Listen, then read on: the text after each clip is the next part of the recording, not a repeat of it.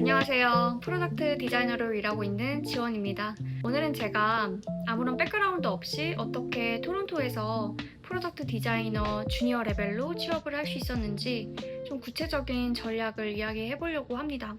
지금 토론토 디자인 취업 시장이 정말 예쁘지 않습니다. 특히 주니어 레벨은 정말 찾기가 어려워요. 그렇다고 해서 아예 불가능한 건 아니에요. 뻔하게 포트폴리오를 이렇게 만드세요. 혹은 레주메 이렇게 쓰세요. 라는 좀 교과서 같은 얘기는 안 하려고 하고요. 저만의 어떤 방법들을 공유해 볼까 합니다. 혹시 나는 UX 디자인 경험이 있고 프로젝트가 많다 하시는 분들은 이 파트는 좀 스킵하셔도 될 것 같아요. 일단 저는 방송 영상과를 졸업을 했고요. 후원 예술과를 부전공으로 해서 졸업 이후에 이제 분야된 회사를 다니고 또 마케팅 회사도 잠깐 일하고 그리고 대학도 그리고 이제 캐나다에 와서는 콜리지에서 이제 멀티미디어 디자인 앤 웹 디벨롭먼트라는 과를 전공을 했는데요. 졸업할 때 프로젝트가 거의 없었어요. 한국에서의 경력도 사실 여기서는 그렇게 큰 작용을 하지 않았고요. 그리고 주니어 시장은 아까 말씀드리다시피 굉장히 얼어붙은 12월이었고요. 그래서 그때 정신이 정말 번쩍 트였어요. 그 상태로 내가 UX 디자이너만 고집하다가는 그냥 굶어 죽겠다.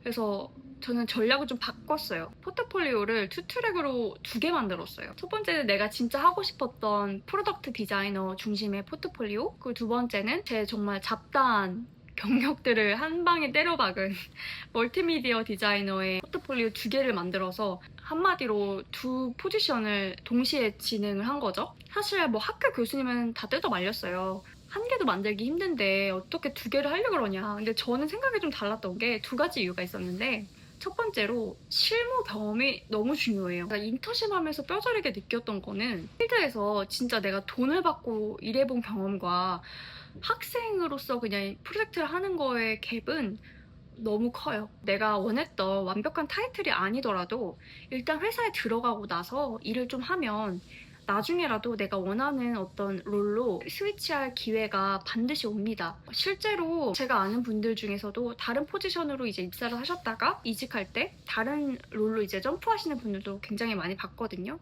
그래서 저는 그물을 최대한 넓게 치자는 전략으로 포트폴리오 2개를 만들었고요. 두 번째 이유는 인터뷰입니다. 영어가 네이티브가 아닌 사람이 보는 첫 인터뷰.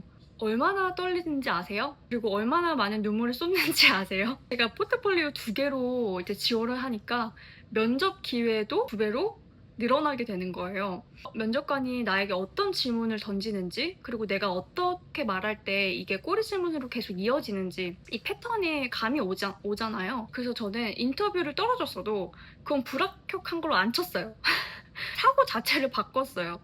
그래서 최종까지 가는 데는 이 인터뷰에 떨어졌던 경험이 정말 큰 밑거름이 됐었던 것 같아요. 그리고 해외 취업하면은 다들 말하는 게 있잖아요. 네트워킹.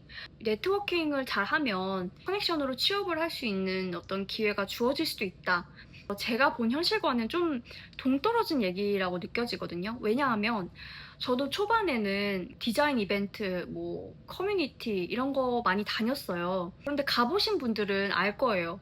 가보면 참여자의 거의 80% 이상은 저처럼 커뮤니티를 통해서 일을 한번 구해보겠다는 주니어 디자이너들이에요. 서로가 서로에게 뭘 줄 수 없는 상황이에요.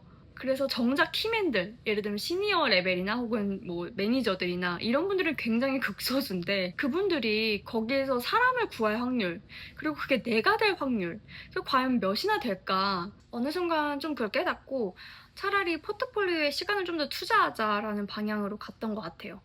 만약 내가 진짜 네트워킹을 하고 싶다 하시면 차라리 나랑 레벨이 비슷한 개발자분이나 혹은 프로젝트 매니저분이랑 사이드 프로젝트를 같이 하세요.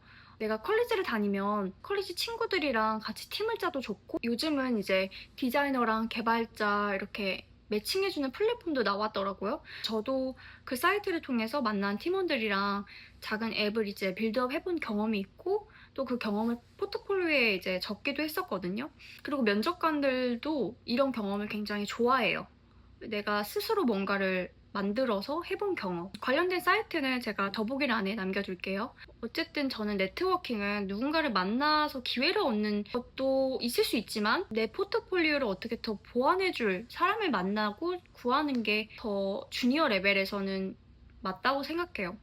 그래서 이제부터는 제가 제 중구난방인 경험들을 어떻게 프로덕트 디자이너라는 레주메로 엮어냈는지 제 실제 레주메를 보면서 같이 리뷰해 보도록 하겠습니다. 일단 레주메 맨 위에는 이름과 지원하는 직무를 적겠죠? 그리고 저는 그 밑에 제가 어떤 디자이너인지 한 문장으로 정의하는 서머리를 넣었는데요. 저는 영화랑 이제 멀티미디어를 전공했기 때문에 이 백그라운드가 비주얼 스토리텔링을 잘할 수 있는 디자이너다라는 걸 어필을 했고요. 전체적인 레이아웃은 두 개의 컬럼으로 나눴었어요. 왼쪽에는 제 인적 사항을 좀 컴팩트하게 넣었고 오른쪽은 경력 사항에 좀 집중을 했습니다. 은근히 많은 분들이 놓치시는 게 바로 접근성이에요. 이 레주메에 적힌 포트폴리오 링크나 혹은 링크드인 주소는 무조건 클릭 가능한 하이퍼링크로 꼭 넣어두시고요. 다음 직무 경험인데요. 막상 이제 레주메 쓰려고 하면은 나 이것도 하고 저것도 했는데 뭐부터 쓰지? 자기가 했던 일을 막 나열하잖아요. 핵심은 내 경험을 프로덕트 디자이너의 역량이랑 어떻게 연결할 건가예요. 일단 내가 지원하고 싶은 회사의 잡 디스크립션이 있잖아요. 거기에서 핵심 역량을 먼저 뽑아내는 거예요. 회사에서 요구하는 이런 역량들이 있잖아요. 이게 좀 귀찮으시면 그냥 챗 GPT한테 카피 앤 페이스트해서 이 핵심 역량 키워드를 뽑아달라고 하면 정리해줘요. 그래서 이 키워드를 뽑았으면 이제 프로젝트 중에서 이 역량을 녹여낼 수 있는 경험을 찾는 겁니다. 프로덕트 디자인과 무관해 보이는 제 VR 게임 경력을 가져와 볼게요. 일단 저는 핵심 역량을 유저 플로우 스트럭처에 포커스를 뒀어요. 3D 공간에 어디서 길을 헤매게 될까 이런 부분들을 고민했던 경험이 있거든요. 이게 사실 프로덕트에서 유저가 이탈하지 않고 끝까지 결제하게 만드는 이 유저 플로우 설계와 완벽하게 같은 사고방식이거든요. 그래서 저는 게임 맵을 디자인했지만 유저 내비게이션 패턴과 또 이탈률을 생각하면서 이 맵을 디자인했다라는 거에 포커스를 줬고요. 좀 감이 안 오시면 두 번째 역량을 봐볼까요?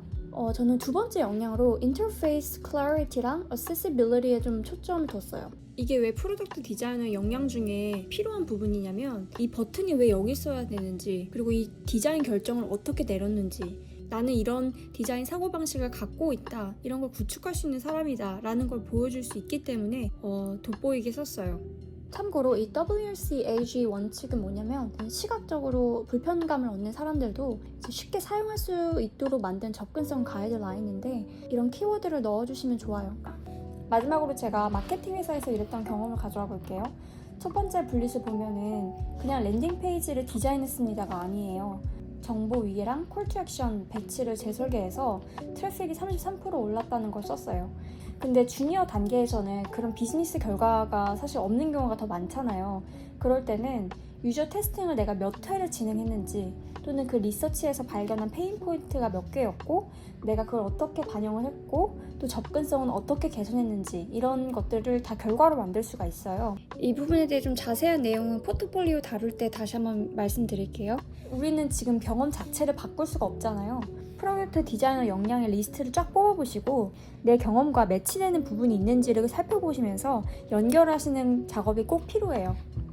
요즘에 레주메 쓰실 때 다들 AI 사용하시잖아요. 저는 쓰는 건 좋은데 여기서 끝내시면 안 되고요. 제출하시기 전에 잡스캔이라는 웹사이트 한번 돌려보시고 내세요. 요즘은 이제 대기업이나 테크 기업들은 이제 이력서를 인사 담당자가 직접 읽지 않거든요. ATS라는 이제 자동 시스템으로 이제 키워드로 필터해가지고 서류를 가르는데 그 필터에서 떨어지면 좀 억울하잖아요. 잡스캔에 이제 내 레주메랑 내가 지원했던 그 잡의 잡 디스크립션이 있잖아요.